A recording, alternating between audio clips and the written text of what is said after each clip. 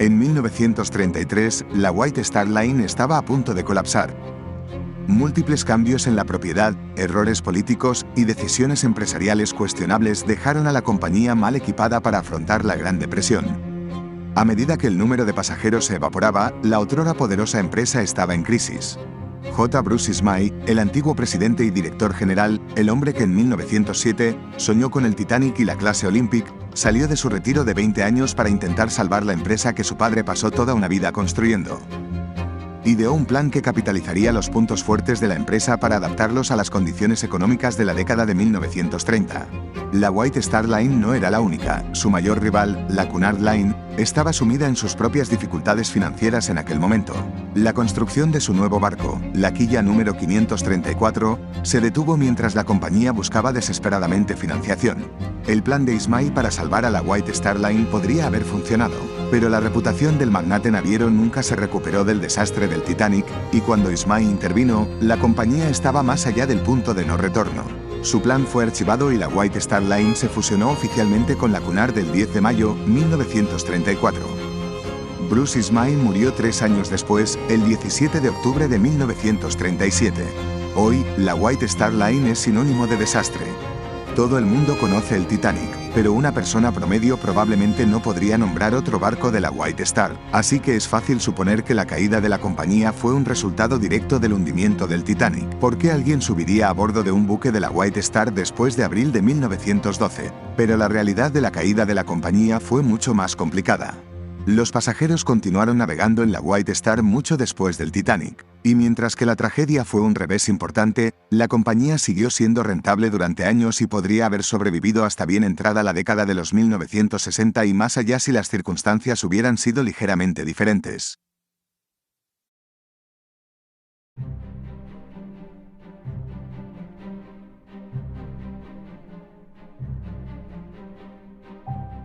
En 1845, la primera White Star Line comenzó a operar en Liverpool, centrada en el comercio con Australia. Esta iteración de la compañía tuvo cierto éxito inicial, pero a mediados de la década de 1860 una serie de malas inversiones dejó a la compañía con una deuda de 527.000 libras. Una cantidad asombrosa que equivale aproximadamente a 47.600.000 libras de hoy en día. Esto obligó a la compañía a declararse en quiebra. La White Star Line estaba casi muerta, pero entonces el 18 de enero de 1868, Thomas Ismay intervino y compró los derechos de la White Star. A pesar de los problemas financieros, la compañía era en aquel entonces una entidad conocida con cierta reputación. Ismay deseaba capitalizar este valor de marca y utilizarlo para comenzar a operar una gran línea de buques de vapor en el Atlántico Norte. Durante las 4 décadas siguientes, bajo el liderazgo de Ismay, la White Star Line se convirtió en una de las navieras de pasajeros más grandes y respetadas del mundo. El hijo mayor de Thomas Ismay, Joseph Bruce Ismay, nació el 12 de diciembre de 1862. Cuando solo tenía 11 años, su hermana mayor Mary contrajo la escarlatina y murió. Esta pérdida tuvo un profundo impacto y Bruce creció como un hombre tímido y muy sensible. Esta era una cualidad que su padre encontró difícil, pero Bruce siguió siendo muy devoto a sus padres y pasó su vida tratando de estar a la altura de las estrictas y elevadas expectativas de su padre. El 13 de septiembre de 1880, cuando tenía 18 años, Bruce comenzó su aprendizaje con la White Star. Su padre se empeñó en que su hijo no recibiera ningún trato especial y durante sus 3 años como aprendiz, su padre reprendía públicamente al nuevo oficinista si hacía cualquier cosa que un empleado ordinario no haría. Bruce Ismay medía 1,90 sorprendentemente alto, especialmente para la época, delgado, atlético y siempre inmaculadamente vestido. Aunque siempre fue un poco reservado, la gente tendía a gustarle bastante una vez que llegaban a conocerle. Los que le conocían bien le consideraban un hombre amable, generoso y de buen carácter. Tras su formación, Ismay se convirtió en el agente de la White Star de Nueva York. Desarrolló una intensa vida social en Nueva York e hizo muchos amigos para toda la vida. Con el tiempo, se cruzó con William Randolph Hearst, que acababa de heredar el periódico de su padre de San Francisco. Deseoso de expandir su negocio, invitó a Ismay a unirse a él, pero el estilo sensacionalista de Hearst no era del agrado de Ismay y rechazó la oferta. Hearst se tomó el rechazo de Ismay muy a pecho. Este conflicto con el poderoso magnate y su malestar general con la prensa y hablar en público, más tarde le pasaría factura a Ismay. Siguió ascendiendo en la White Star Line y el 23 de noviembre de 1899, cuando Thomas Ismay murió, se hizo cargo de la compañía. Mientras su padre era reflexivo y deliberado, Bruce era decisivo y obstinado. Demostró ser un experto en su papel y la White Star Line entró en su edad de oro del siglo. Este periodo vio la botadura de varios grandes transatlánticos que generarían enormes beneficios, muchos de ellos los más grandes del mundo en el momento de su lanzamiento. Este éxito llamó la atención del magnate de la banca JP Morgan. En un esfuerzo por monopolizar el mercado transatlántico, Morgan creó lo que se dio a conocer como la International Mercantile Marine Company, o IMM para abreviar, y comenzó a comprar tantas líneas navieras como fuera posible. Para cimentar la confianza, Morgan puso sus ojos en la White Star Line. Ismay era reacio a aceptar la adquisición. Sabía que su padre se opondría radicalmente a tal acuerdo. Pero Morgan ofreció a los accionistas de la White Star Line un precio igual a 10 veces las ganancias de la compañía en 1900, un año muy rentable. La oferta era demasiado lucrativa para rechazarla. En abril de 1902, la White Star Line fue vendida y en 1904, Bruce Ismay aceptó a regañadientes convertirse en presidente de la IMM. También continuaría en su papel de presidente de la White Star Line. Poco después del acuerdo, su madre, Margaret Ismay, escribiría en su diario, 1 de diciembre, lunes: Morgan ha pagado a todos los accionistas de la Oceanic Steam Navigation Company por sus acciones. Esto pone fin a la White Star Line en la que, tanto interés, pensamiento y cuidado, y lo que fue el trabajo de toda la vida de mi querido. La White Star Line demostró ser la joya de la corona, como Morgan esperaba. Años anteriores a 1912, la compañía siguió cosechando éxito financiero de la compañía, reforzado por una enorme inmigración europea a los Estados Unidos. La clase Olympic fue la culminación de este éxito. Financiada a través de préstamos privados concedidos sobre el éxito de los Big Four, la exitosa anterior generación de supertransatlánticos de la compañía. El Olympic, el Titanic y el Britannic iban a ser los más grandes y lujosos del mundo. Y después de su viaje inaugural en junio de 1911, el Olympic demostró ser un éxito inmediato. Parecía que la White Star Line pronto cimentaría su dominio sobre el comercio transatlántico. Pero todos sabemos lo que ocurrió después. El 14 de abril de 1912, el RMS Titanic golpeó un iceberg en su viaje inaugural y se hundió en 2 horas y 40 minutos. Esto fue obviamente un acontecimiento devastador para la White Star Line. El comodoro de la compañía, el capitán Edward Smith, y el constructor jefe de la línea, Thomas Andrews, perecieron en el hundimiento. Y seguro de que usted está bien consciente de que Bruce Ismay también estaba a bordo. Sus acciones en la noche del hundimiento son una fuente de gran debate y controversia. Esto es cuando su pelea con William Randolph Hearst y su mala relación con la prensa volvieron a perseguirlo. El imperio periodístico de Hearst Ismay, un villano central de la tragedia. Lo pintaron como un hombre insensible, codicioso y cobarde, que alentó a la compañía a tomar atajos e instó al barco a viajar a velocidades inseguras, y tomó un asiento en un bote salvavidas que podría haber sido para una mujer o un niño. Y así es como Ismay ha sido representado en casi todos los medios audiovisuales de Titanic, incluyendo la película de James Cameron de 1997, pero poco de esto se basaba en la realidad. A pesar de numerosas teorías e investigaciones, hay poca evidencia que sugiera que el Titanic fue construido a un nivel inferior que cualquier otro barco de la época. De hecho, estaba equipado con más seguridad que la mayoría de sus contemporáneos. En cuanto al número de botes salvavidas a bordo, su diseñador original, Alexander Carlyle, testificó en la investigación británica sobre el hundimiento que aunque su intención original era que el barco llevara más botes salvavidas, esto fue solo una sugerencia durante el proceso de diseño que en realidad nunca llegó a Ismay. Así que Ismay ni siquiera tuvo la oportunidad de rechazar esta idea. La afirmación de que Ismay presionó al Titanic para navegar a una velocidad insegura se basa en el testimonio de un pasajero de primera clase que afirmó escuchar una conversación en la que Ismay instó a Smith a llegar a Nueva York antes de lo previsto para batir el tiempo de travesía del Olympic. En varias representaciones, esto se cambió a Ismay instando a Smith a intentar batir un récord de velocidad, lo que obviamente no habría sucedido porque el Titanic, incluso empujado a su máxima posible velocidad, nunca habría sido capaz de competir por el récord de velocidad que tenía el Mauretania en ese momento. Ismay era muy consciente de ello. Está bien documentado que la noche del hundimiento, Ismay fue probablemente el primer pasajero al que se le dijo que el barco se hundiría. Rápidamente comprendió la gravedad de la situación y pasó la mayor parte del hundimiento instando a la gente a los botes salvavidas. Muchos dudaron al principio en abandonar el barco, y la urgencia casi frenética de Ismay probablemente salvó muchas vidas. No hay evidencia que sugiera que Ismay usara su influencia o tomara alguna acción extraordinaria para asegurar su asiento en un bote salvavidas. Todos los relatos sugieren que simplemente estuvo en el lugar correcto en el momento adecuado. La cubierta alrededor del desplegable C, uno de los últimos botes en abandonar el barco, estaba despejada, y justo antes de que lo bajaran, Ismay y otro pasajero de primera clase, William Carter, subieron al bote medio vacío.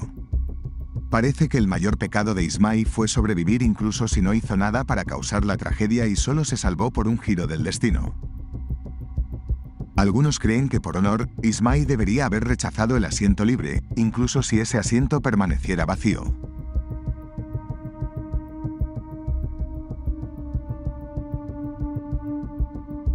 Sin embargo, Ismay aparentemente casi inmediatamente se arrepintió de su decisión y pasó el resto de su vida culpándose por la tragedia.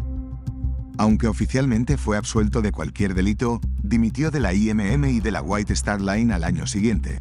Uno de sus últimos esfuerzos con la compañía fue que todos los barcos de la IMM estuvieran equipados con suficientes botes salvavidas para todos los pasajeros.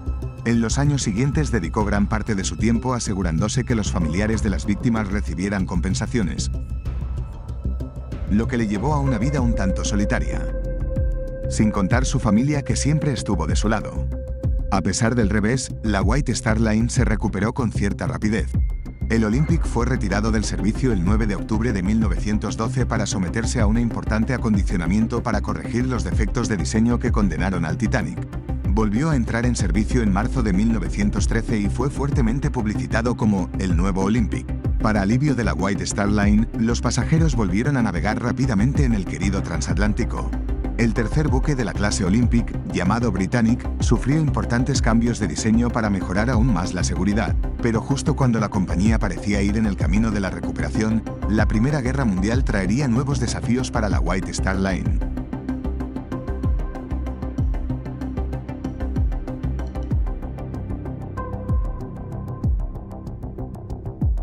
El 28 de junio de 1914, en Sarajevo, el presunto al trono del Imperio Austrohúngaro, el archiduque Francisco, fue asesinado. Esto desencadenó una cadena de acontecimientos que desencadenó la Primera Guerra Mundial. El 4 de agosto de 1914, Gran Bretaña declaró oficialmente la guerra al Imperio Alemán. La White Star Line se vio consumida por el conflicto. Los 35 buques de su flota en ese momento fueron de alguna manera requisados para servir al esfuerzo bélico británico. Algunos fueron convertidos en cruceros auxiliares y otros transatlánticos como el Olympic fueron convertidos en transporte de tropas. El Britannic aún estaba en construcción, comenzaron las hostilidades, pero también fue requisado y completado por el almirantazgo que lo convirtió en buque hospital. El 21 de noviembre de 1916, chocó contra una mina cerca de la isla de Kea en el mar Egeo y se hundió. Fue el mayor buque hundido en la Primera Guerra Mundial y sigue siendo el mayor pecio de pasajeros de la historia en el fondo del mar.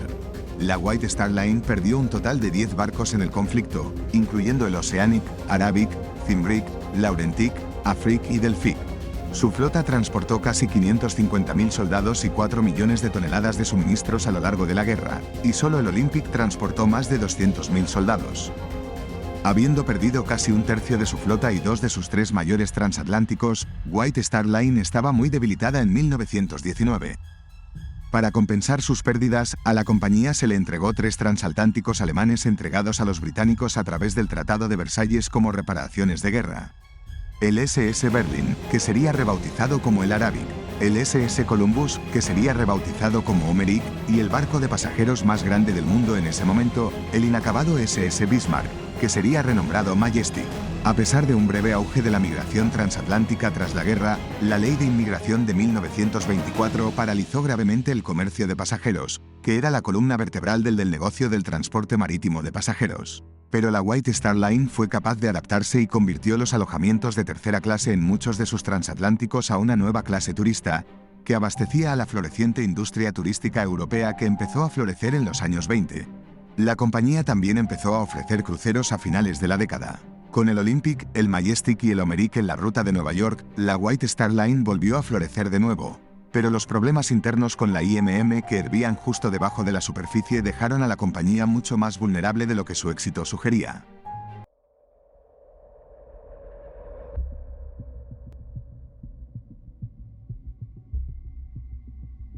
La IMM tenía problemas internos mucho antes de adquirir la White Star Line. A pesar de varias apelaciones, la compañía nunca fue elegida para obtener subvenciones del gobierno de Estados Unidos, y la empresa se vio endeudada casi desde el primer día. JP Morgan murió el 31 de marzo de 1913, menos de un año después del desastre del Titanic. Aunque el concepto mismo del IMM fue muy criticado tras la tragedia, no supuso el fin de la empresa. Las deudas siguieron aumentando y en 1915 el conglomerado fue declarado en quiebra, pero la guerra detuvo los esfuerzos por enderezar la empresa. En 1919, Lord Pirrie, el presidente de Harland & Wolff y Owen Phillips, que ganaría el título de Lord Kilsant en 1923, ofrecieron 27 millones de libras por todo el tonelaje de bandera británica de la flota de la IMM, pero en el último minuto, el acuerdo fue vetado por el presidente Woodrow Wilson. Poco después, la White Star Line firmó un acuerdo con la Junta Británica de Comercio que establecía que no serían considerados una empresa controlada por extranjeros a pesar de la propiedad estadounidense. Esto significaba que su flota tenía que permanecer con bandera británica y concedía a la Junta de Comercio el poder de aprobar o rechazar miembros de la Junta. Esto puso a la IMM en una posición incómoda ya que sus problemas seguían creciendo. Lord Kilsant era, en el mejor de los casos, un pésimo hombre de negocios y en el peor de los casos un criminal. En 1902, con la ayuda financiera de su hermano John Phillips, Kilsant adquirió acciones de la Royal Mail Steam Packet Company y se convirtió en presidente y director general ese mismo año. En los años siguientes adquirió una participación mayoritaria en más de 20 empresas Union Castle Line y Pacific Navigation Steamship Company. Tras la muerte de Lord Pirrie en 1924, Lord Kilsant pasó a dirigir Harland & Wolff. A pesar del rechazo de su oferta inicial en 1919, nunca perdió el interés en White Star Line. Aunque las rutas transatlánticas de la compañía prosperaron a lo largo de la década de 1920, las rutas australianas se estaban quedando atrás para la compañía. En 1925, la IMM estaba de nuevo buscando un comprador. Tras fracasar el acuerdo con otro comprador, Lord Kilsant intervino de nuevo y compró acciones de la White Star Line en noviembre de 1926 por 7.907.661 libras. El acuerdo hizo del imperio naviero de Lord Kilsant el mayor del mundo, con una flota de más de 2 millones de toneladas. Pero el imperio de Kilsant era un lío financiero y operativo y este acuerdo, por desgracia, enredó sin remedio a la White Star Line en el atolladero. Numerosas adquisiciones cuestionables y acuerdos, muchos de los cuales sin un sólido respaldo financiero. El 18 de junio de 1928, se anunció que White Star Line construiría su mayor transatlántico hasta la fecha, el tercer Oceanic, con un nuevo sistema de propulsión diésel eléctrica. La construcción comenzó en Harland & Wolff, pero en 1929 se paralizó para estudiar el sistema de propulsión propuesto. Nunca más se reanudaría. En este punto, Lord Kilsant estaba canalizando los ingresos de la rentable White Star Line para financiar sus muchas deudas. Sus muchas prácticas empresariales cuestionables salieron a la luz en 1931, cuando Lord Kilsant fue arrestado en lo que se conoció como el caso Royal Mail. Kilsant fue finalmente declarado culpable de falsificar en un intento de hacer que la Royal Mail Steam Packet Company pareciera rentable y atractiva para posibles inversores. Fue condenado a 12 meses de prisión y sus participaciones, incluyendo la White Star Line, fueron liquidadas. Todo esto ocurrió mientras la Gran Depresión devastó el negocio del transporte transatlántico de pasajeros. Por primera vez en su historia, la White Star Line terminó 1930 con pérdidas. Entró en la nueva década a merced de sus numerosos acreedores y del gobierno británico.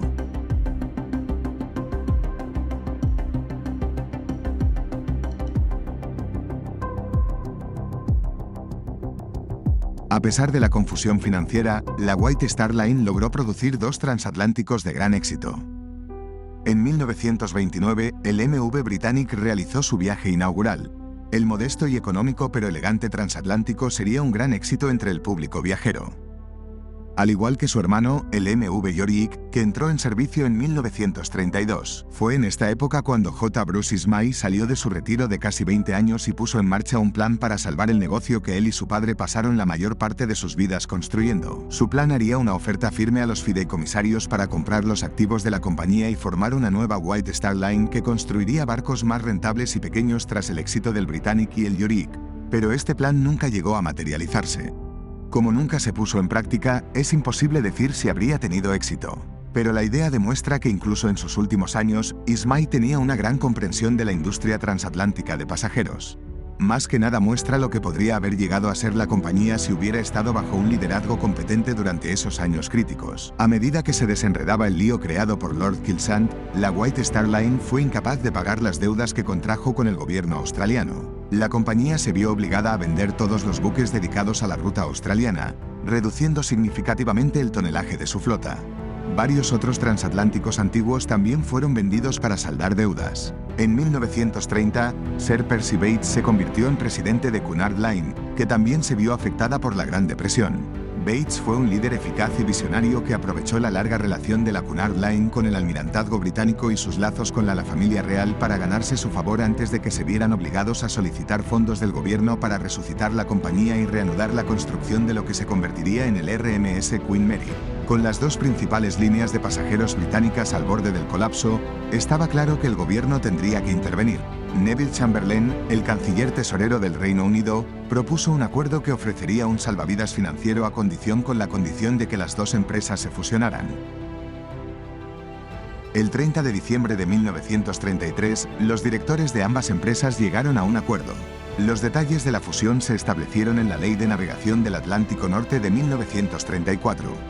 El gobierno prestaría a la nueva compañía 9.500.000 libras esterlinas, suficiente para mantener las operaciones, completar el Queen Mary y financiar lo que sería el Queen Elizabeth. El acuerdo asignaba la propiedad en función del tonelaje que cada línea aportaba a la fusión. Cunard tendría el 62% y White Star el 38%. El 10 de mayo de 1934, Cunard White Star Limited fue creada oficialmente. Aunque la nueva compañía fusionada conservó el nombre de White Star hasta 1949 y la bandera de la casa White Star fue ondeada durante décadas, este fue efectivamente el fin de la White Star Line, de 85 años de antigüedad. Si la fusión se hubiera producido unos años antes, White Star fácilmente podría haber salido victoriosa. Pero las astutas maniobras políticas de Sir Percy Bates capitalizó el vacío de liderazgo que afectó a la White Star Line en sus últimos años. J. Bruce Ismay sufrió un derrame cerebral masivo y murió 3 días después, el 17 de octubre de 1937, a la edad de 74 años. Al final, la White Star Line no fracasó porque perdió el Titanic. Fracasó porque perdió a Bruce Ismay. O al menos, el buen liderazgo y estabilidad que él trajo a la compañía. Nunca sabremos lo que podría haber sucedido si el Titanic nunca se hubiera hundido y lo que el resto de la carrera de Ismay habría parecido o cuánto tiempo habría dirigido la empresa que construyó su padre. La caída de la White Star Lines es frustrante porque la mayoría de sus problemas se debieron a una problemática dirección y malas decisiones financieras. Primero la IMM y luego Lord Kilsant. A pesar de todo, la compañía continuó construyendo y operando barcos innovadores y populares, incluso en sus últimos años. Si el liderazgo hubiera permanecido en alguien como Thomas Ismay o su hijo Bruce, ¿existiría hoy la White Star Line? Pero nunca lo sabremos porque al final, como el Titanic, las circunstancias se juntaron para condenar a la White Star Line.